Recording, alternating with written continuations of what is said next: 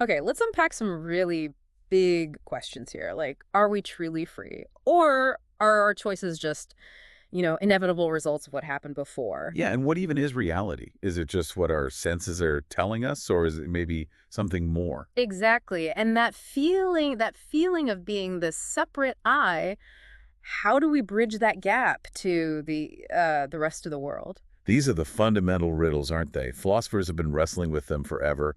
Often the answers get super complex, or they kind of leave you feeling even more cut off. Right. Which is why today we're doing a deep dive into a text that hits these questions head on and offers a perspective that's, well, it's pretty surprising. We're talking about Rudolf Steiner's intuitive thinking as a spiritual path, philosophy of freedom. Yeah. And based on the stuff, we've got excerpts, notes, prefaces from a translation. This isn't your typical philosophy book, is it? Not at all. It actually calls itself a training manual. A training manual. Yeah. The whole point is to actively stimulate a change in how you think from the inside. Wow. Like a workout for your consciousness. Okay, so our mission for this deep dive, unpack Steiner's core ideas, his unique take on thinking, freedom, reality.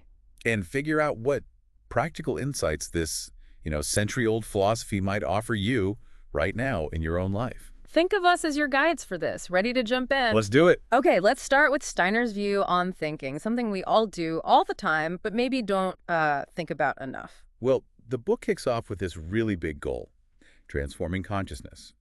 And it starts by intensifying thinking, pushing it beyond how we normally use it, and beyond traditional philosophy, too. He seems to think we underestimate thinking a lot. Definitely. And the text points out why thinking often gets a bad rap. It can feel cold, right? Abstract, kind of remote compared to, say, a strong feeling or taking action. Yeah, I get that. But Steiner argues that feeling of coldness often comes from confusing remembered thinking with essential thinking.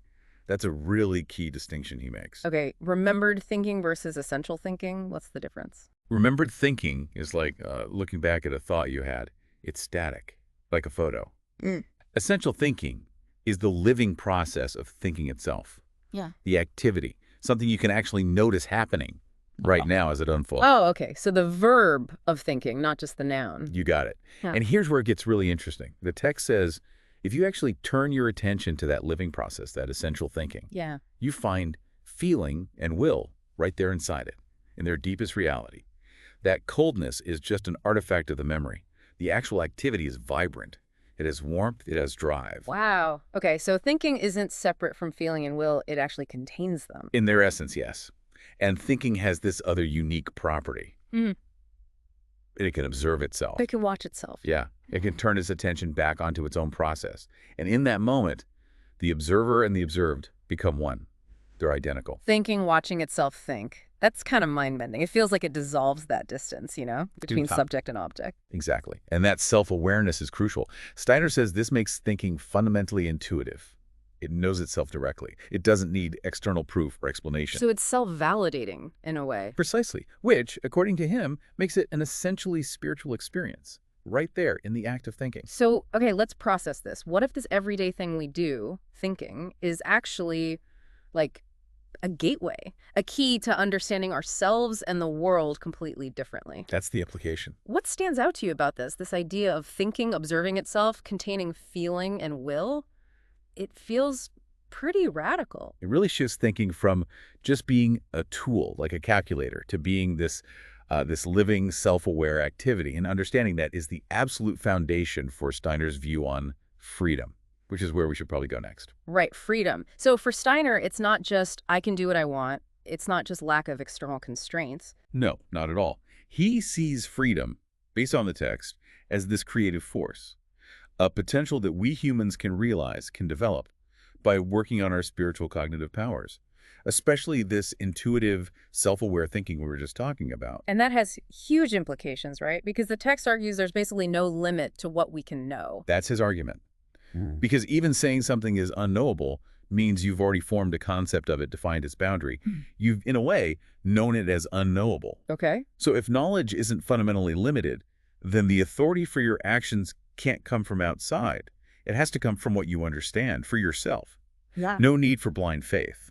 So you become your own authority based on your own understanding, which brings us to the core puzzle of the book. Right, which is showing how understanding our own human nature justifies this idea of free will. Yeah. If, and it's a big if, you can find that region within the soul where free will actually develops. And this is where he starts to engage with other philosophers who are maybe less optimistic about freedom. Exactly. He grapples with the big challenges, like Spinoza.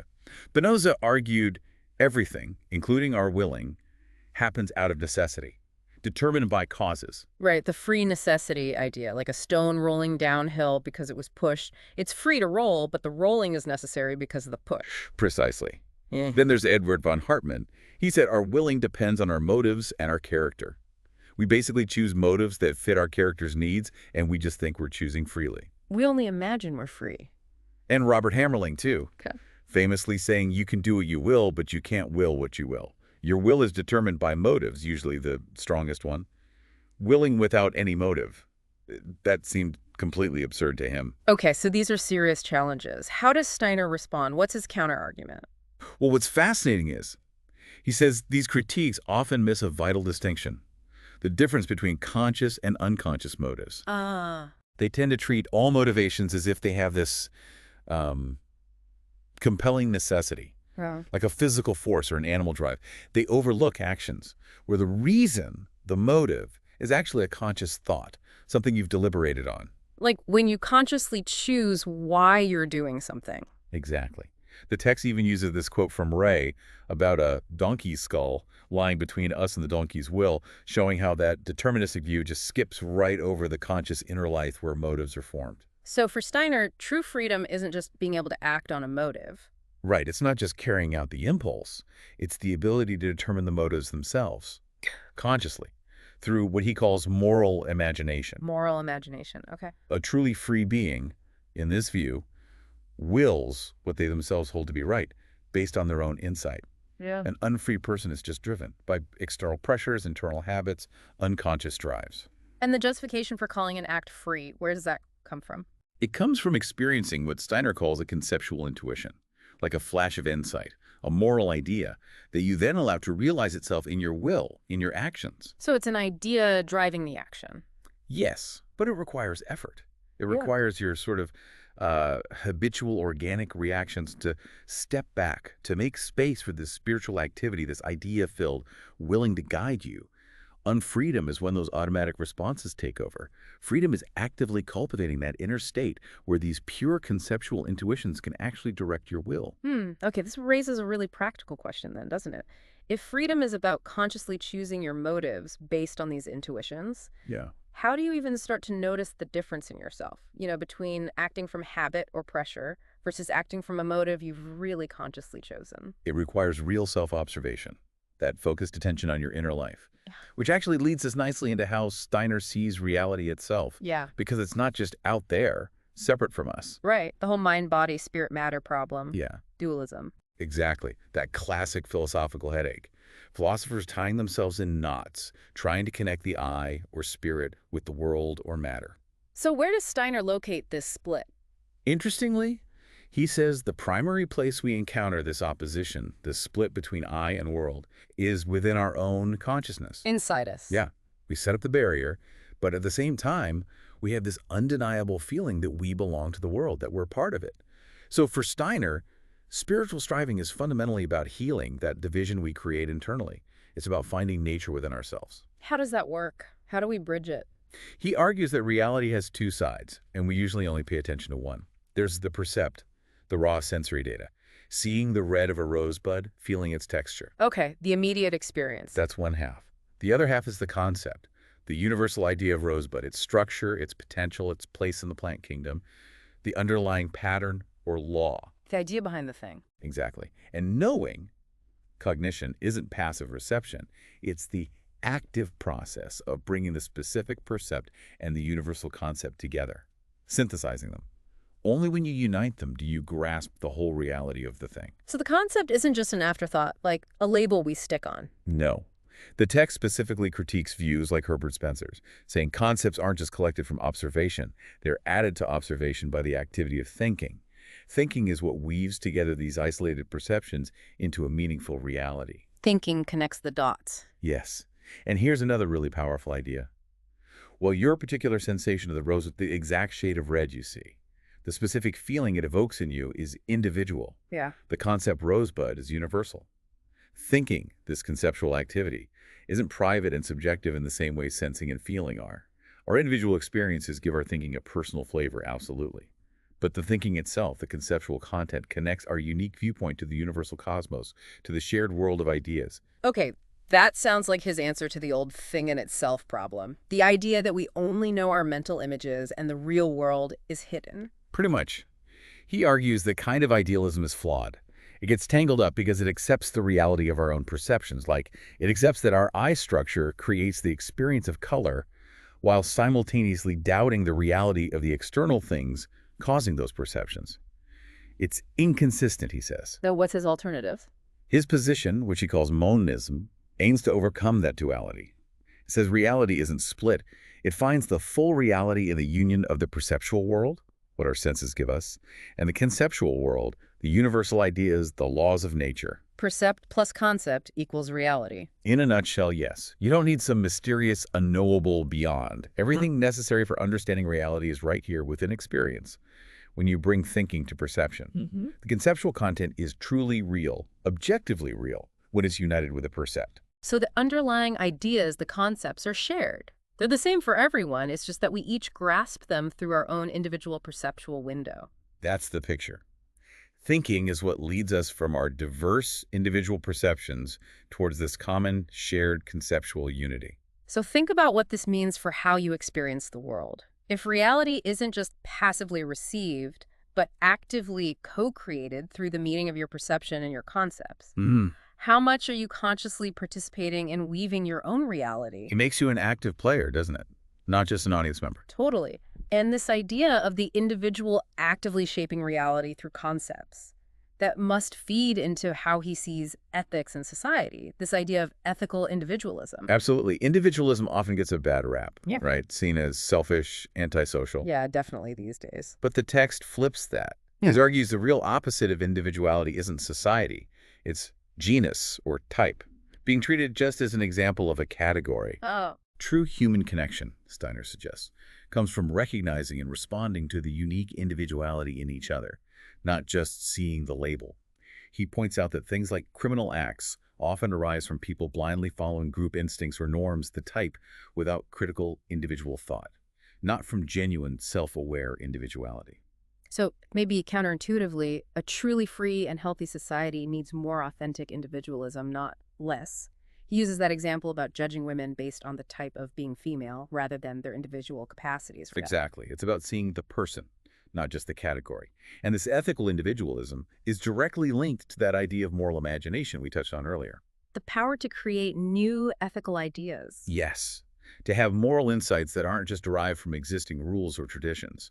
Steiner argues the highest ethical impulses spring from this pure intuition, not from aiming at some predefined external goal like the general welfare or progress, though those might be outcomes.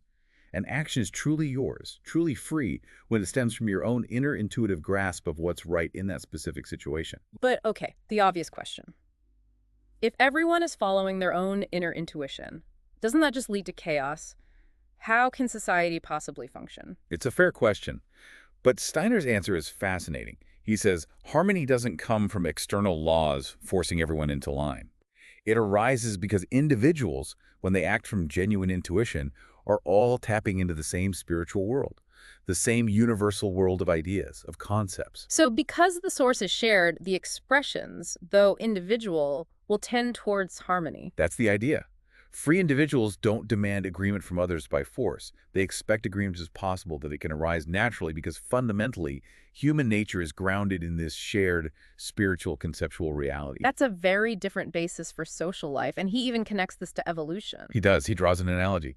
Think about Darwin and Haeckel, new species emerge. They aren't just logical deductions from previous species, they're genuinely new forms. Similarly, he says, new ethical ideas emerge from the moral imagination of individuals. You can't just logically derive the morality of the future from the ethics of the past. Individuals become ethically sterile, stuck, if they don't cultivate their own moral ideas. So this free moral life is like a spiritual continuation of biological evolution's creativity. Wow, a spiritual evolution driven by individual moral insight. And he also tackles those more pessimistic views about striving, like Schopenhauer saying wanting things is the source of suffering. Yeah, he pushes back against that. He says pain doesn't come from the striving or the will itself. Pain comes from non-fulfillment, from the desire being thwarted. Pleasure, conversely, is simply the experience of fulfillment. So striving itself isn't bad, it's frustrated striving that hurts. Exactly. And he also challenges the idea that humans are only ever seeking happiness in the abstract, what philosophers call eudaimonism. Right, that we're just pleasure maximizers. Steiner argues that's not quite right. Humans strive for the satisfaction of specific desires that arise from their essential nature. We want concrete things, concrete goals, specific experiences. We don't chase abstract happiness. The pleasure, the happiness is the result of achieving those specific concrete goals. So the goal is the thing itself, and happiness is the feeling that comes with getting it. Precisely. Morality, then, is about striving for goals you recognize through intuition as just and right. And our nature is built to pursue those goals, unless the pain or obstacles just become too overwhelming. This reframes so much. How does considering your own moral compass, your interactions, as potentially stemming from the shared world of ideas, rather than just rules or conditioning, how does that shift things for you? And what about understanding your desires? Seeing them not just as a hunt for vague happiness, but as striving for concrete fulfillments that express who you are. Does that resonate with your own experience? Lots to chew on there. Okay, let's try and zoom back out a bit from this deep dive. We've really journeyed into Steiner's way of seeing thinking, not just as cogs turning, but as this living, intuitive, even spiritual activity. An activity that doesn't just reflect reality, but actively reveals it and forms the very basis for authentic freedom. And we've explored freedom itself, not as just doing whatever, but as consciously determining your own motives through this moral imagination, guided by intuition. Yeah, and reality not as just stuff out there, but as this dynamic union of what you perceive and the concepts you actively bring to it, making you a co-creator of your experienced world. Which leads to ethical individualism, not isolation, but the unique expression of freedom that arises because we all share this underlying world of ideas. And the text itself is pretty explicit that this whole philosophical structure, this understanding of thinking as a direct experience of spirit, it's the foundation, the groundwork for potentially experiencing a much wider spiritual world, which Steiner obviously explored much more in his later work. Right. So ultimately, this philosophy, this knowledge, it's not just an academic game. The aim is practical. It's about enhancing the value, the meaning of human life. Yeah. Contributing to the full development of, well, of you as a whole human being. It really is. So here's maybe a final thought to leave you with, something to mull over. Okay. Think about some small decision you made today. Anything. Getting coffee, responding to an email, whatever. Now, try looking at it through this Steiner lens. Ask yourself, where did the motive really come from? Was it just habit? Was it some external pressure?